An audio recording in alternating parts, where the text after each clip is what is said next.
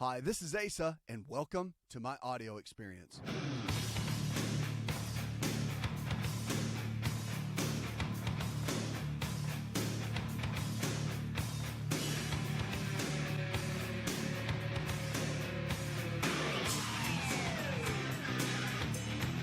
Talk about your health and your life. Remember, if the body can get sick, it can also get well. It's about lifestyle, about the choices we make every single day that determine the kind of health we're going to have. We want to encourage you, equip you, and take you to the next level for your health and for your life. Quitting smoking, of course, we all know that quitting smoking is a big deal. We've been ranting and raving about that in medical practice and most healthcare practitioners for years. But quitting smoking now, they're saying, is linked to better mental health. So not just about your heart and your lungs, cholesterol levels, and cancer, but now mental health is a big deal. They're saying it's good for mental health, physical health as well. 4,800 daily smokers were looked at in the United States, and they did a couple of different surveys. Those who had an addiction or other mental health issues were looked at, and then the first survey looked at about 40% of the participants had better mood or had mood and anxiety disorders. 50% had alcohol issues, and 24% had drug issues.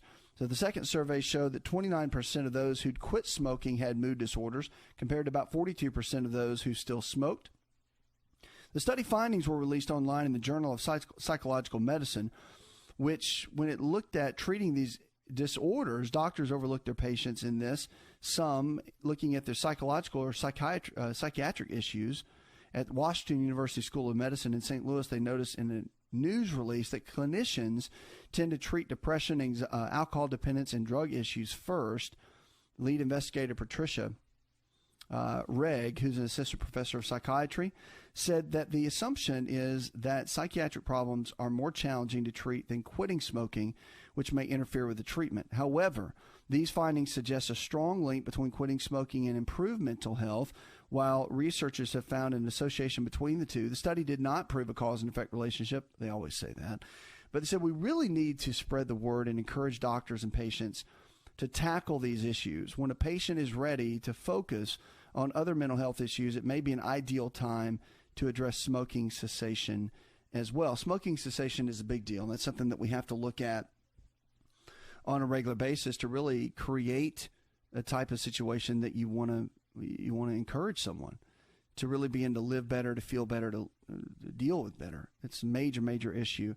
Smoking is a big key. We know that. But there's great natural methods now to be able to cut out the smoking that people can really, really do well with, especially cutting out certain nutrients in the diet. I mean, for example, getting your dopamine levels up when you are working on quitting smoking will help, because one of the major things that nicotine does in the body is it really latches onto those dopamine receptors. That's our feel-good neurotransmitter or brain chemical. And once those have been affected, that's when it becomes a little bit challenging. So that's one thing we have to look at in a great way, is replacing and supporting nutrition in the body, which can be an overall help and help tremendously along the way.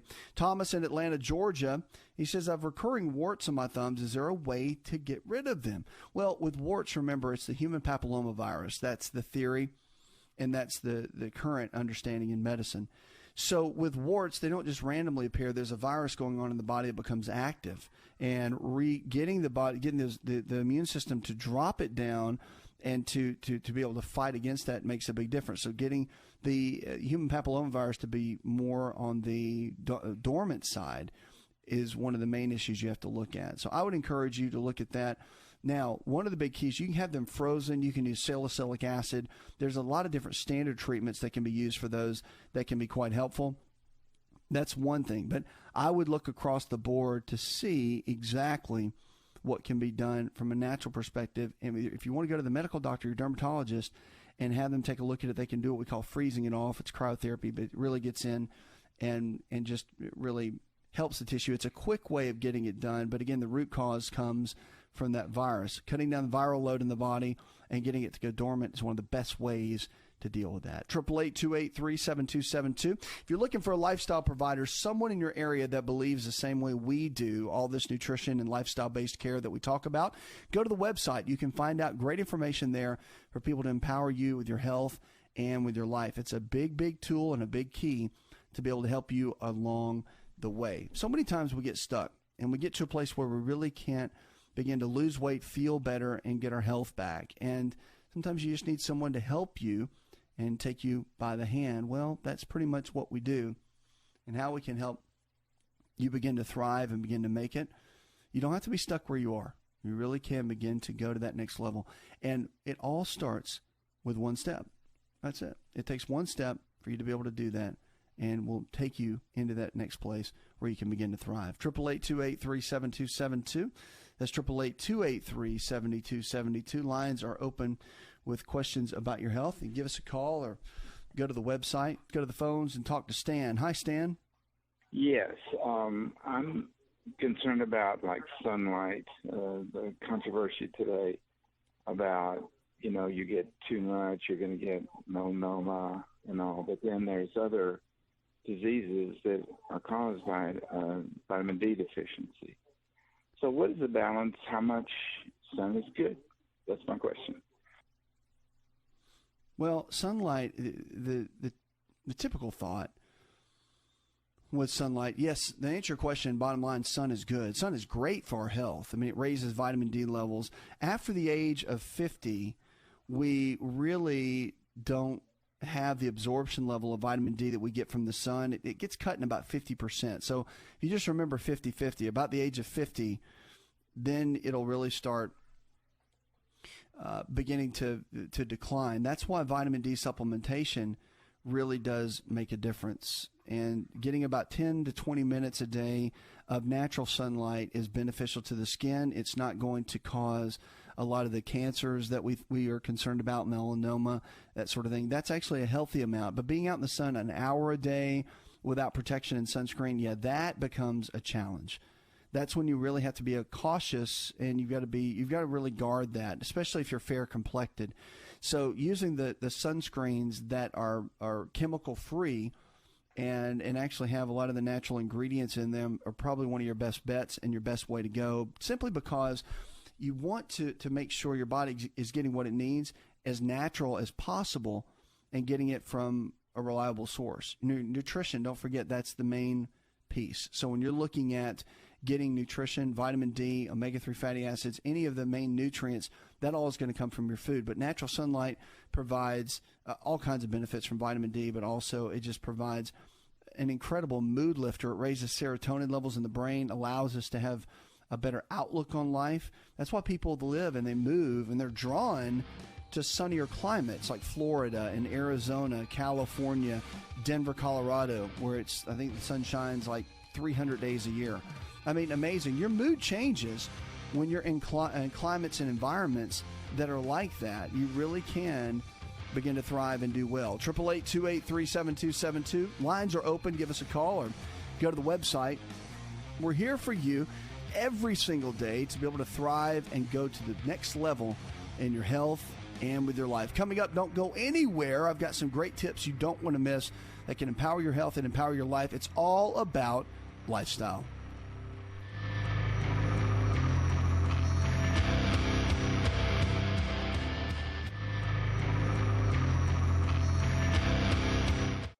Hi, it's Asa. I'm giving you a copy of my best-selling book for free to help you in your health journey today. I'll pay for the book. All you do is just cover the small shipping and handling costs. Go to asarx.com and get your free book today.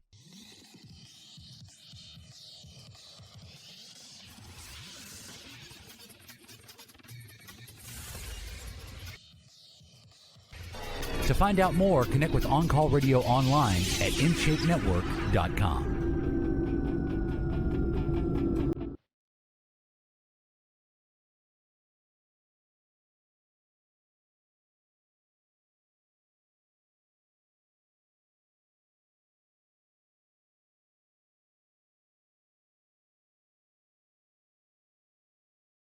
What are you struggling with? Let's talk about it. Your health and your life. Remember, if the body can get sick, it can also get well. It's about lifestyle. It's about the choices we make every single day. The choices we make every single day, guess what? They'll determine the kind of health we're going to have tomorrow. It's that simple. Easy enough. Now, if you're looking to lose weight, feel better, have more energy, our new lifestyle system is available at the website. Call the number 888-283-7272, or go to the website. You can find out more information about it. So if you want to feel better and you don't really know where to start, you need someone to pretty much take you by the hand and start from square one. It's okay. If that's where you are, it's all right. It's better to know that you need help and know that you need to go from where you are to where you need to be.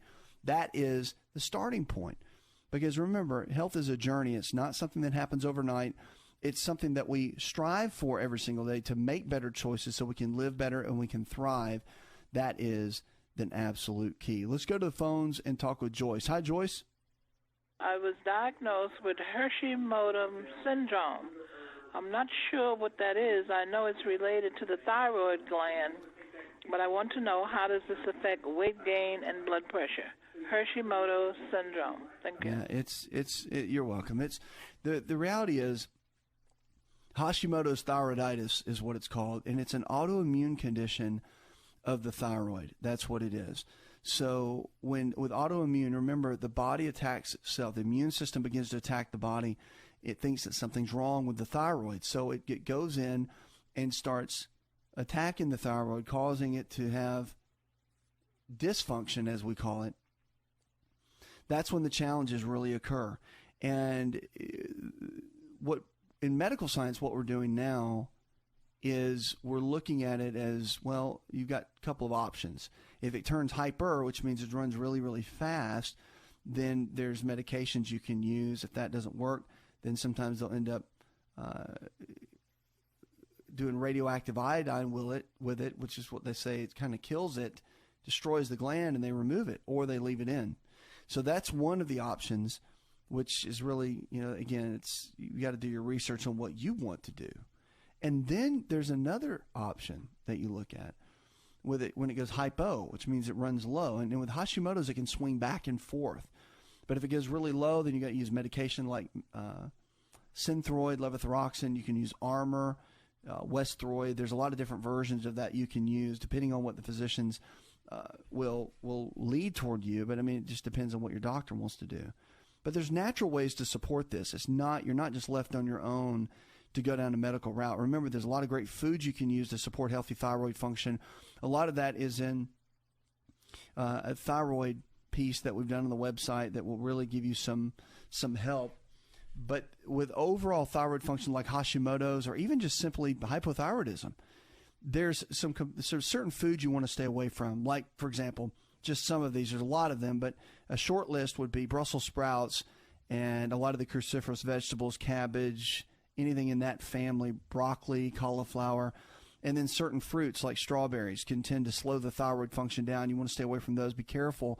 And, it's not just never eat them. Obviously, there's great health benefits in those. It's just you don't want to eat those every single day. Make that a top priority in your foods constantly because it can affect the thyroid function at some level.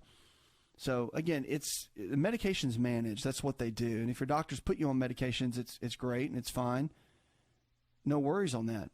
But you also want to make sure that you're getting everything that you need and that you're using the key elements that we know that'll make thyroid and other systems work at its top level. That is an absolute key. 888-283-7272. That's 888-283-7272. Give us a call. You're listening to On Call Radio. Check us out. Talking about thyroid and those conditions, iodine is the number one trace mineral that we see with any type of thyroid condition. And Broda Barnes and Guy Abraham, there's just been some great research by endocrinologists over the years on iodine and how the thyroid really does function well on it. And when we're deficient in iodine, what it can actually do, it can really decline these areas of the body and cause there to be some challenges associated with that. So that's really what has to be done and looked at overall. When you look at different areas of the body, you want to make sure that you're building up and keeping everything where it needs to be. Like, for example, if you look at iodine and what it does as a trace mineral to the thyroid, you can also look at tyrosine, because tyrosine is a powerful amino acid, L-tyrosine, that can help these areas build up and do very, very well. 888-283-7272. Give us a call or go to the website. Let's go to Nancy. Hi, Nancy. I am being diagnosed that I have a mass on my ovary, and they ordered an MRI, but I'm thinking if they're trying to check if it's malignant or whatever, I don't want to go through this dye that they're gonna insert you so they can see better, and it's a lot of pain. So I was thinking I was just going to go ahead and get it removed. I would like to ask my doctor to refer me to a surgeon to get it removed. So what's your take about it? I need your advice or opinion about it. Well, it's a really good question. It just depends, and that's kind of a vague answer. But with the mass on the ovary, if they've really determined that it's dangerous, and I mean in medicine there's certain measurements with these sorts of things and statistics that they have to go by. There's other tests that can be done. You can talk to them about where they can look at it a little bit more in detail. The general knee-jerk rule of thumb is to remove it just to be safe, right? To be on the safe side. Sometimes the mass, though, is not cancerous, and it's a small little tumor that's completely benign, and it could stay there. So I think you just have to look at some of the testing ability to see if it's really kind of a moot point and it's not worth pursuing. I would look at it from that perspective on what to do, because at the end of the day, you want to build the body up as strong as it can, but you don't want to make unwise choices either. So removal it's a surgery and it's a big deal, but you got to get their opinion and go as detailed as you can on the testing.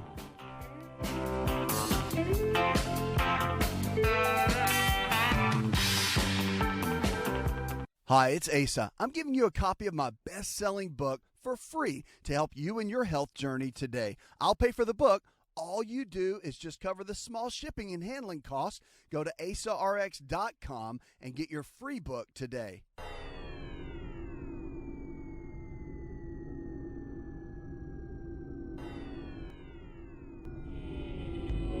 To find out more, visit the show online, InShapeNetwork.com.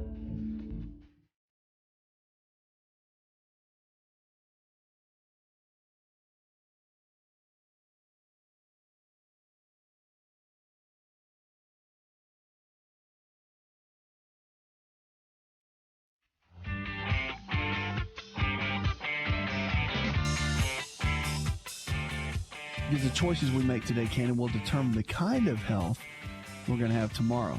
And we always talk about staying away from sugar, and of course we know sodas are bad.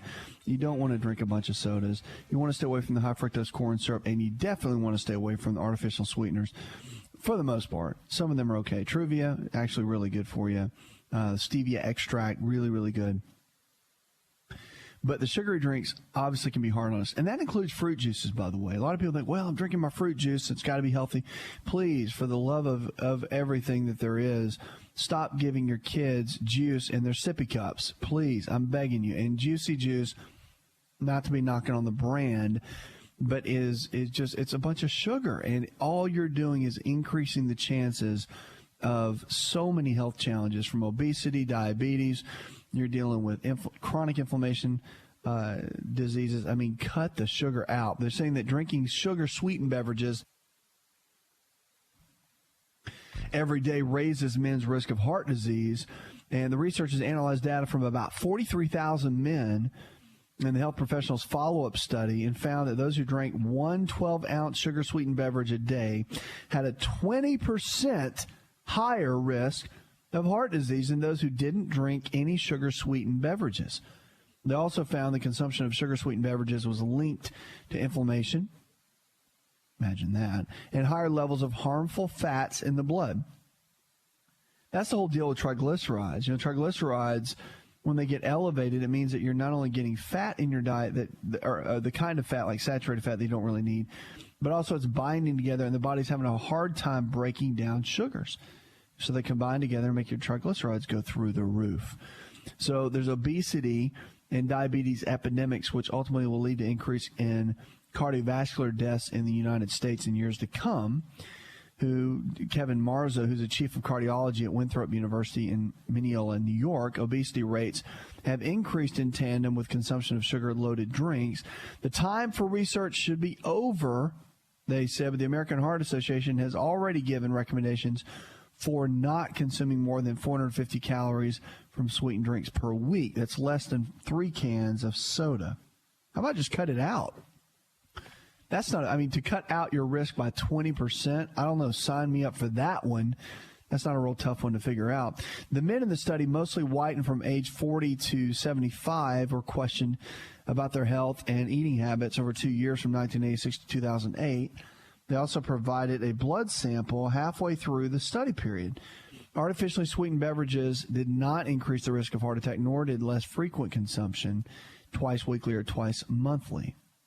So this was all published here recently. It's interesting, though, just by making some of these little changes, by cutting out sugary drinks, by making some simple lifestyle changes, imagine the kind of traction that you can get in your own health and with your own life. Quote for the day comes from Rita Mae Brown. It says, one of the keys to happiness is a bad memory. Now that, as we say, can preach right there. Because if you think about it, have you ever met so many people? Now I know, ladies, that you have a memory like an elephant. Not that you look like an elephant, but that you have a memory like an elephant. So I get that. We get that. Actually, we get that, okay? And you don't forget anything. But have you ever met people that just, men or women, that just hold on to the grudges, and you cross somebody, you do someone wrong, and people just hold on to it and hold on to it and hold on to it. And they remember every detail. 20 years goes by, and they remember every detail. It's like, let it go. You want to be happy. You want to be healthy. You want to live free of disease. One of the big keys in doing that is having a bad memory. And it's forgiving. That's what that is all about. It's about forgiveness. How about cranking up your forgiveness meter with everyone in your life? And watch what will happen. Watch the increase that will happen in your life, and watch how you'll notice the change of those around you. It's incredible. And it increases, I mean, the happiness that increases is really amazing for your own life, because when you don't forgive people, you only put yourself in a prison and you put yourself in chains. 888-283-7272. Lines are open. You can also go online. Shoot me an email. Let's go to Elvis now. Elvis, you're in the building. Welcome. Thank you. Thank you for having me on your show. Absolutely. I'm a fairly new listener to your show. I catch it when I can on my way home from work, and first of all, I want to tell you it's a great show. I love it. Thank you. My question was about thyroid problems. I recently being within the last year, found out that my thyroid had shut down, and my TSH levels were so alarmingly high that my doctor actually called in her other physician of the office to verify that she was seeing, that it was possibly or could be that high. It was 142 or 147. That's really high. Yeah, so I think the normal range was 0.4 to 1 point something. Yeah, did they retest it and confirm it? Well, I don't have insurance. We did what testing we could, and I had enough testing to get. I'm on 75 micrograms of Thyroid. At the moment, I've got to go have some more testing done. I'm changed jobs to where I can get insurance, and that's getting ready to kick in. But I was just looking for some other changes I can do that maybe could help my thyroid, or I don't even know if it's still, if I could ever bring it back to make it work. Oh, yeah, you can bring it back. Okay, I wasn't sure, but with it being that high, she was like, no, it's totally shut down. And if I remember correct, she said that, you'll have to be on this medicine for the rest of your life. So I don't buy into that. Yeah, well, how old are you? What is your age? I'm 37. Yeah, the thyroid gland's interesting. I definitely wouldn't give up. I mean, if they haven't removed the gland, as long as you have the gland in your body, it has the potential to function well again. A lot of times with the thyroid gland, you have to look at iodine levels. Iodine is the number one trace mineral that causes the thyroid to work well. And if we get deficient in iodine, a lot of times the thyroid won't work. And Broda Barnes wrote an interesting book on the thyroid. Is a famous endocrinologist. You might want to look that up on Amazon, but just look up Broda Barnes. And I would look up and do some of the reading that was written on the thyroid and iodine. It's interesting. You can do a test. They have an iodine clearance test your physician can run. Check and see what your iodine levels are. You may end up needing some of that. It just depends. That's always a big key, is iodine. The other thing, though, if you do have low thyroid, a couple things to think about in your diet. Number one, stay away from the cruciferous vegetables. They'll slow your thyroid down. So you got cauliflower, broccoli, Brussels sprouts. That whole family will slow it down. Coconut oil is known to be helpful in speeding it up. You can take that, however, you can cook with it. It's a great cooking oil, about the best there is next to grapeseed oil. So those two are really good. But tyrosine plays a big role. It's a key factor in any type of thyroid condition. So tyrosine is a simple amino acid, and you might want to do some research on that. Two, if they I know you don't have insurance, so the blood testing and all that can be kind of expensive. I would have them do what's called a thyroid peroxidase test to see if it's gone into Hashimoto's and to see if there's any type of autoimmune disease going on. It might be a little expensive, but it'd be worth it.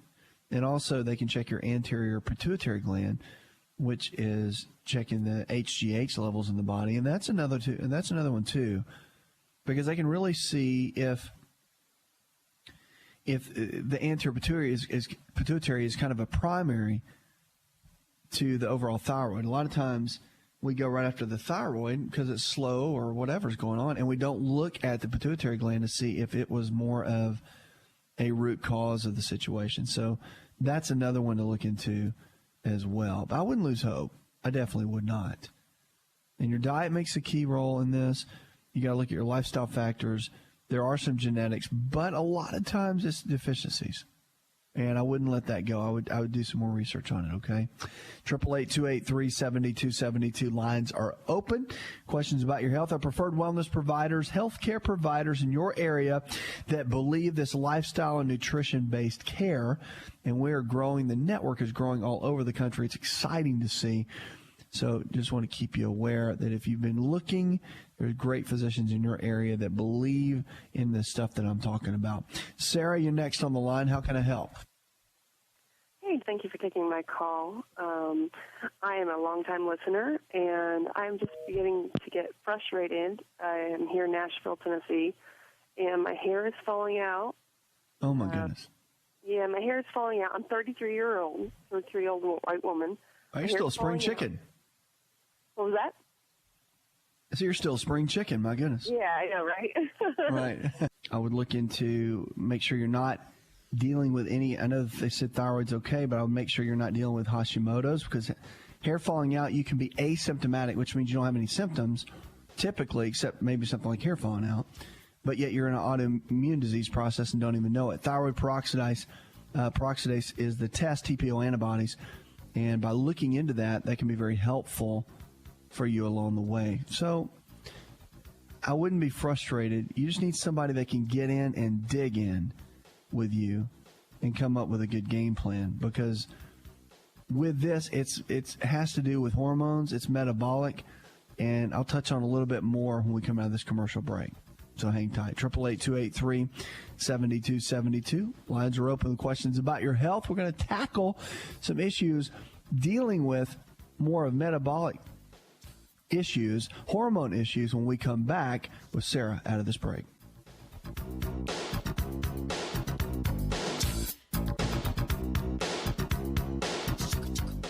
Hi, it's Asa. I'm giving you a copy of my best-selling book for free to help you in your health journey today. I'll pay for the book. All you do is just cover the small shipping and handling costs. Go to asarx.com and get your free book today.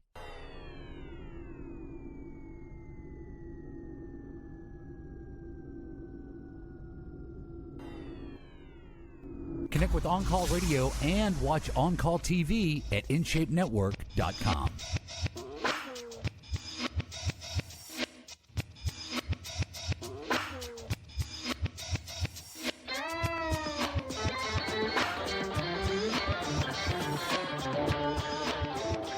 Talking with Sarah, hair's been falling out. She's frustrated only because they've done tests. Everything seems to be a little okay, but gaining some weight in the midsection, higher cortisol levels, you know that's an issue, but yet no one can give you any answers. And so your hair's falling out, but really you want to pull your hair out, but not really, right? Yes, that's exactly what's going on. So the reality is your diet plays a role. You know, if you've listened to the show long enough, you're going to know I'm going to talk about that. But it really does. I mean, it sets the stage. So, okay, so your cortisol levels are high. Are your stress levels through the roof? I mean, what in your lifestyle is causing that to happen? Are you not sleeping well? I have a job where I work 14 hours a day, and I don't eat completely right. Okay, I got it. So you need a lifestyle overhaul. Yes, sir. Yes. Okay, cool. All right, so I understand that. So first things first, how many days a week do you work? 4 or 5? 5 or 6. So, and you're exhausted, so it's like when you have that one day off, you don't want to do anything, right? Absolutely. All right. So if I tell you that it'd be good to prepare food that day, the thought of that makes you want to just go lay on the couch and do nothing. Absolutely. Right, but you're sick of feeling the way you feel. Yes, sir. Right. So now if you took an hour on that day instead of laying around and prepared your food for the week, then you would be setting yourself up for success, and you wouldn't just be getting into a place where, you know, you just kind of just take life as it comes. Because, I mean, your life is either going to run you or you're going to run your life. So you got to choose. And exercise, 14-hour days, you're like, you are crazy if you think I'm going to carve out time for exercise, right? Yes. Okay. So, right, that's how you feel. Right, exactly. So you work all day long, come home, can't wind down, have a hard time going to sleep, but you got to get up and do it all over again the next day. Yes. I feel like I've worked with people like this before. So the best thing to do, a lot of times when you have an issue with cortisol, is you got to take control of your life, because right now you're in a place where you've got to work because you probably got to pay the bills, and everything's running you. And so you're running ragged. That's how I feel. Absolutely. Yeah, so you got to take control. Okay. Can you reduce your hours? Is that possible or no? Yes. Yes, actually, I can. You in sales? I'm the giver. I always just try to keep going on, you know. Yeah, but who are you giving to? Family or work or both? Both. Okay. All right. So how could you trim a 14-hour day into a 9-hour day? Just let them know that I need to work less. I'm the one person that never complains. Who's them? My job. What kind of job? You don't have to say the name. What kind of job? I'm a catering. I'm a catering person at my restaurant. Are you like a manager? No, but I'm a trainer, and they rely on you a lot. Yeah, I'm actually, the one person they know will never say no. Okay. Time to set boundaries. Okay. You have to. You're going to lose yourself. Yeah. You married? Have kids? No, but I hope to be soon. Yeah, well, I do too for you. And so we've got to take care of your health. Mm-hmm. And you have to do that. No one else will. You have to set those boundaries. So I would trim that down. What time do you go into work? Oh, usually 9 a.m. What time do you get home? Right now? All changes, but yeah, 11, 12. Yeah, so can you go in earlier, or is that just when everything opens? We usually go in 9 a.m., but if we have orders earlier, I go in, earlier than that. Yeah, I would set a schedule where you're done by 6. Okay. Done. And if you go in at 9, then your exercise time has got to be in the morning. So you would exercise 30 minutes a day, 5 days a week, no matter what. It's going to help reset the circadian rhythm. It's going to cut down on cortisol. It's going to increase your vitality. It's going to make you feel better. It's going to make you drop belly fat. And so a couple things. Exercise 30 minutes a day, 5 days a week. Start preparing your meals. Take it to work with you. So you have 3 meals a day, a couple of snacks in between. You get a copy of my book, Empowering Your Health. You can follow the diet principles that are in there. It could be a good guide for you. green tea as much as possible, because green tea will actually lower belly fat. And you just drink regular brewed green tea, not the time with sugar in it you get in a bottle, but the kind you make. So you keep the tea bags with you, hot water at work, drink green tea throughout the day. I don't care if it's decaf, it's fine. But whatever, just drink plenty of green tea. That'll help with the cortisol issue. The biggest issue here, though, is you, because you don't want to say no. You have to. Or I promise you, not maybe, your body in certain areas will start saying no to you, meaning it will break down and say, I've had enough. And you don't want to have that happen at an early age in your life. You just don't. And you don't have to. But it will happen. And you have to set boundaries and say, you know what? I realize that it may be valuable to the company, but I have to set parameters for my own health. And then start eating well, exercising, and getting to bed probably by at least by 11. No matter what you got going on when you got home, if you can get to bed by 10 or 11 and you'll get on a new pattern, you'll be amazed at what happens with your health. Get the blood work done, get in, look into all those sorts of things. But I think for you, my thought, it's more lifestyle related and it's more schedule related than anything else. And you just got to buck up and say, you know what? I have to stand up for myself and my health. No one's going to be mad at you. I promise you. They're going to be like, wow, okay. She's kind of standing up for herself, and they'll respect it. So you're not going to lose any ground. Puts another hour in the charts. Go tell one person something you learned on this show, and together we can change the health of our friends, our families, and our communities. Did you know you could listen to the Asa Rx audio experience on Spotify and Pandora? For all the ways to watch and listen, check out our show page at asarx.com/experience. Hi, it's Asa. I'm giving you a copy of my best-selling book for free to help you in your health journey today. I'll pay for the book. All you do is just cover the small shipping and handling costs. Go to asarx.com and get your free book today. This episode is over, but check episode notes for links to products and services you've heard about on this episode. Thanks for listening and subscribing. Please share the Asa Rx audio experience with others and stay in touch by giving us your comment or review.